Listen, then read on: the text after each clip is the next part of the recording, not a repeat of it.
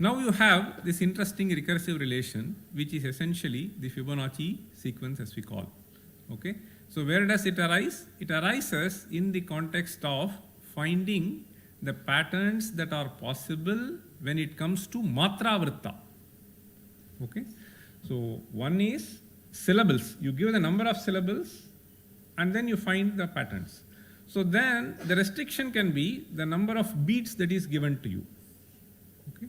So the number of beats, so if it is fixed, so then, so the patterns that you can generate, so either Guru Laghu, so that is a different thing, and that will straight away give you what is called this Fibonacci sequence. And so that is what it is. So this recursive relation that we have is all available in the text. It is all in Pingala's Chandas Shastra 8th chapter. Okay? So that's where he deals with most of the mathematics. So the first chapter gives certain definitions, then he gives the definitions of various meters that are possible, and the final chapters he deals with lots of mathematics. So the proof is also something which is very interesting. And okay, now this question is a very interesting question that he poses towards the end. So given a certain number of syllables to you, what are the possible combinations, rhythms that you will be able to generate up to that? So which means you start with one and then start one syllable, two syllables, and so on and so forth. That is the sequence that you will have. And how does the sutra provide this number?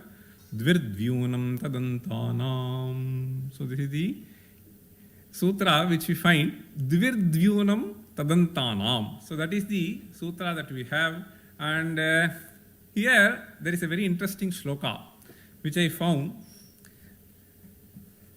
Shadvimshati sapta shatani chaiva tatha sahasranyapi sapta panktihi lakshani drigveda susammitani kotyastatha ramanisha karaisyuhu. What is this?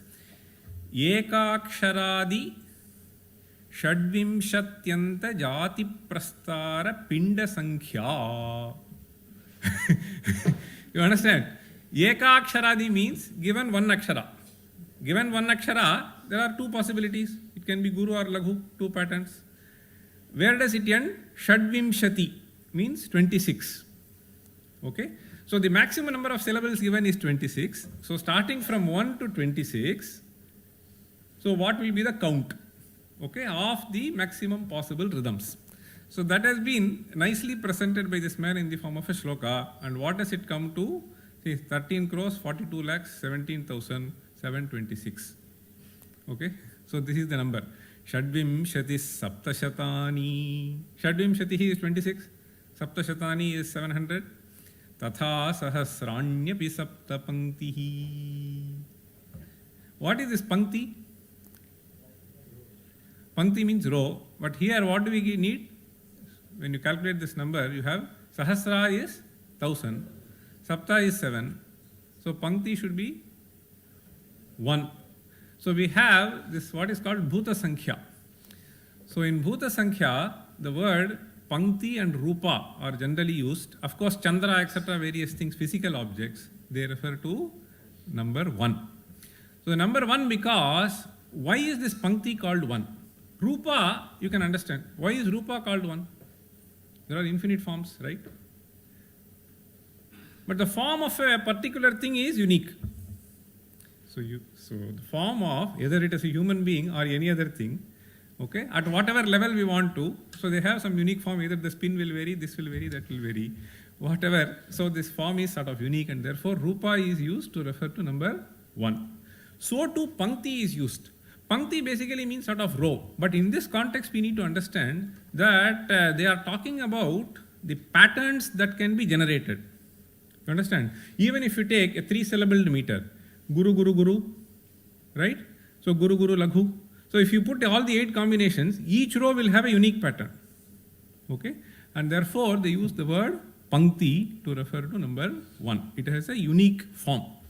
So therefore, this Sapta Panktihi Sahasrani. Then Lakshani, Drigveda. Drig means I. Okay, 2. Veda is 4, therefore 42.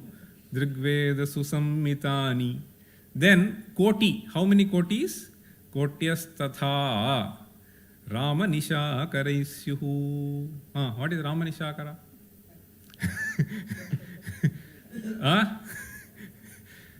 So Rama is 3. Why? Parashurama, Ayodhya Rama and Balarama. Okay. So there are Rama. Nishakara?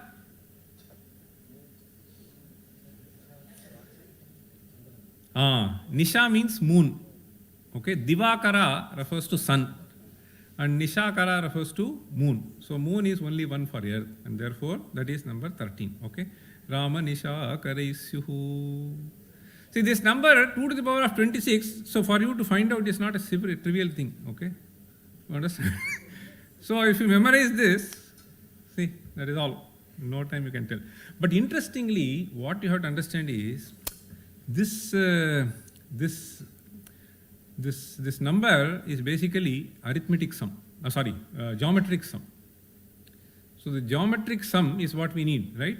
So 2 to the power 2, 2 to the power 3, 2 to the power n. So that geometric sum, so he has basically given, and he presents you a certain technique by which you will be able to find out this geometric sum in a far more efficient way than you will otherwise do. Okay. So 2 to the power 26. So if you do it in a monotonic way, you should do 26 multiplications. Okay. But he will give you a certain procedure by which you will be able to do in much, so logarithmically, I will just say. So that is a very interesting procedure which has been given in this Pingala's Chandas Sutra text. Okay, now this ancient period is more or less over.